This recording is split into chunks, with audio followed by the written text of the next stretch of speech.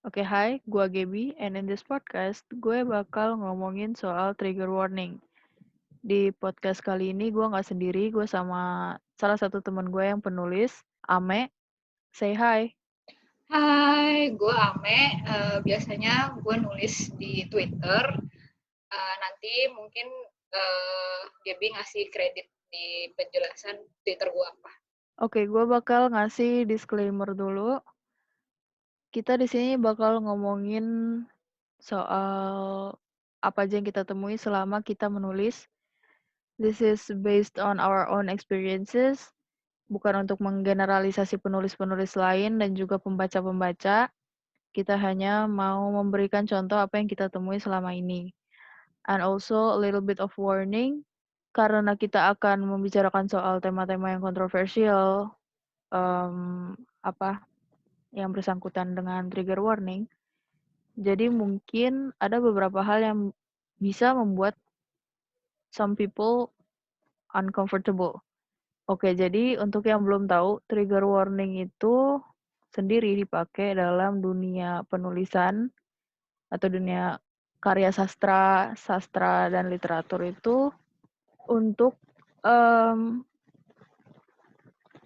menegaskan kalau misalnya di suatu karya sastra atau suatu karya literatur itu ada aspek-aspek tertentu yang bisa memicu trauma bagi beberapa pembaca.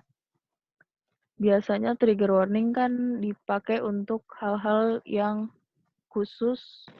Selain digunakan untuk men-trigger hal-hal yang khusus atau hal-hal yang mungkin bisa mengganggu mental seseorang, sebenarnya trigger warning itu juga menurut gue salah satu bentuk tanggung jawab dari penulis, khususnya yang di internet ya, yang kita kerjakan sekarang ini.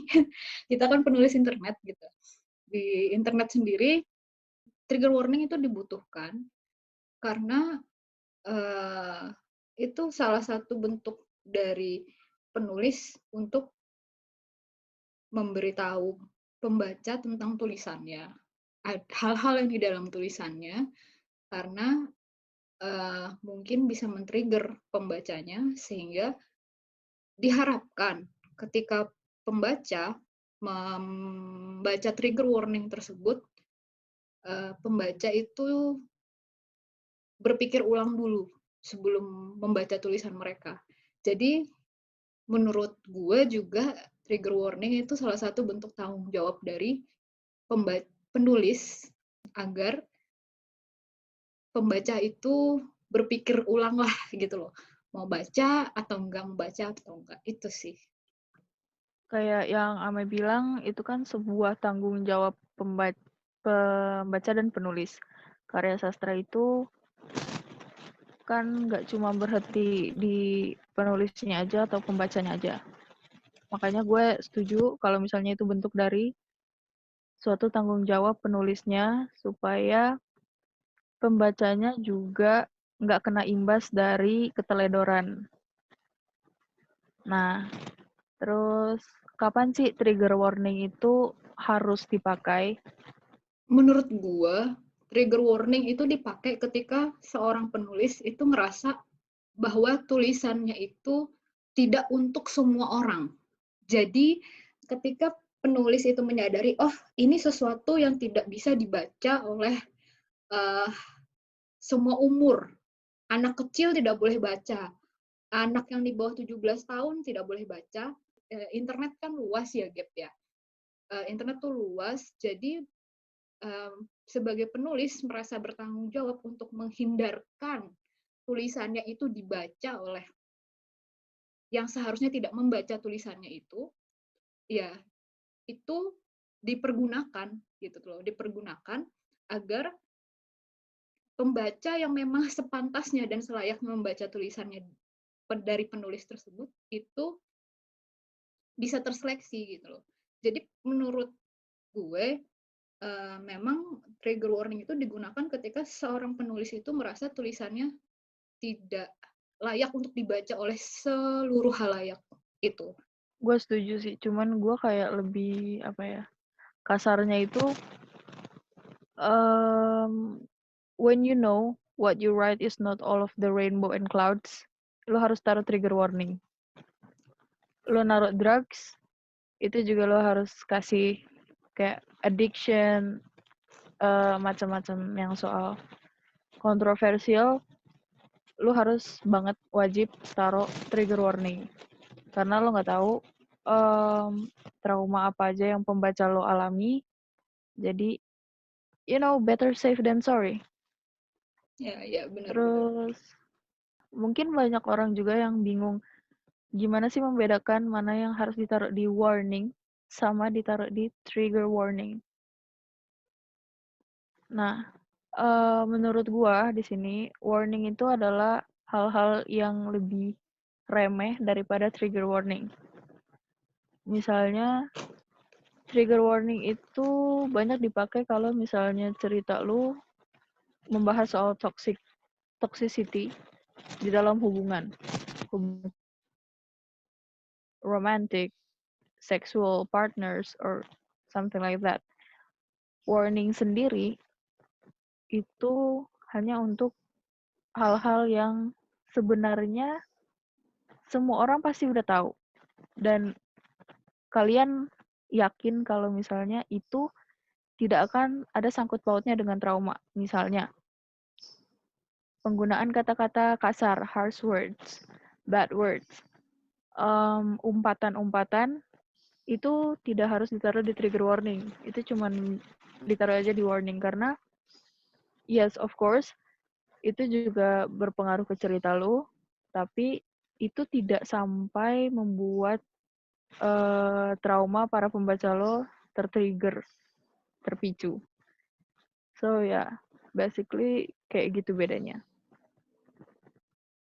Nah, karena adanya kerancuan sama trigger warning dan warning ini nih, banyak banget jadinya penulis-penulis, terutama di online, itu yang menyalahgunakan atau bahkan menaruh trigger warning yang tidak tepat.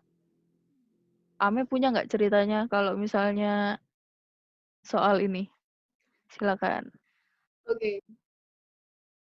Gue mulai dari satu cerita konyol. Jadi waktu gue lagi nyari-nyari di internet, tiba-tiba ada video mukbang lewat, ya gue buka kan. Terus ketika gue buka, beberapa komen itu ada yang cukup aneh buat gue karena isinya dia protes sama pengirim video itu bahwa seharusnya video tersebut diberi trigger warning karena itu bisa men-trigger teman-teman kita yang punya penyakit anoreksia.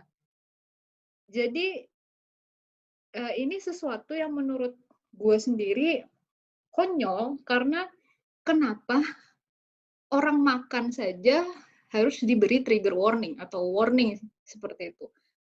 Ini menurut gue suatu fenomena yang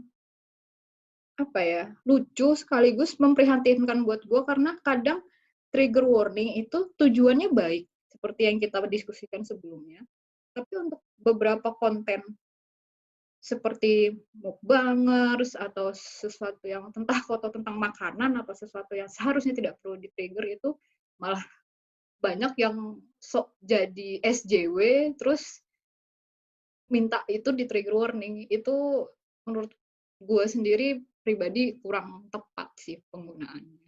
Ini juga mirip-mirip sih kejadiannya. Soal video juga di YouTube. Ada salah satu channel yang gue tonton dulu. Dia itu memang membahas soal SFX makeup, special effect. So Okay. of course, mereka pasti buat fake blood, terus ya macam-macam lah. Karena kan itu untuk keperluan theatrical makeup dan special effect. Jadi mereka membuat tutorial apa segala macam.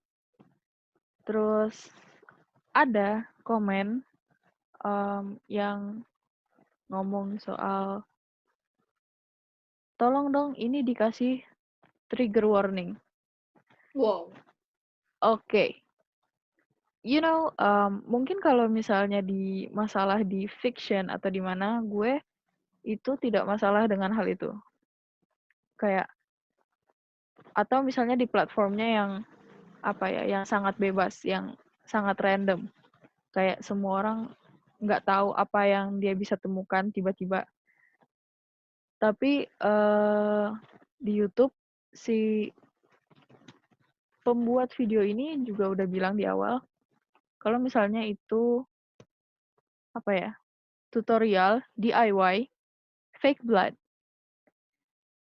Menurut gua ini suatu hal yang sebenarnya niatnya baik tapi tidak tepat ditaruhnya. Soalnya eh kelihatannya tuh jadi generasi sekarang tuh makin gampang dalam tanda kutip tersinggung akan semuanya. Semakin sensitif. Kayak okay, I get it. Trauma is bad, of course. Tapi kayak kita juga harus tahu boundary-nya di mana kayak trauma itu jangan you have to know your own trauma. Kalau misalnya lu bisa mute kata-kata itu, ya mute. Kalau misalnya lu bisa menghilangkan itu dari recommendation lu, kan apalagi sekarang udah banyak yang kayak si this contentless, kayak banyak hal-hal yang bisa lu lakukan untuk tidak men-trigger trauma lu sendiri. Tapi tuh mikir nggak sih banyak juga orang yang terlalu mementingkan trigger warning, padahal dia sendiri tidak tertrigger. Gue setuju dengan ini. Menurut gue ada beberapa orang yang terlalu sensitif, merasa dirinya, ini gue bilangnya merasa dirinya harus menegakkan keadilan, ya SJW lah istilahnya, menegakkan keadilan bagi orang lain. Sementara dirinya sendiri tidak tertrigger oleh apapun dari misalnya anggaplah seorang content creator video, fanfiction atau gambar atau hal-hal lain. Itu kan sebuah karya seni yang diunggah bebas di internet kan.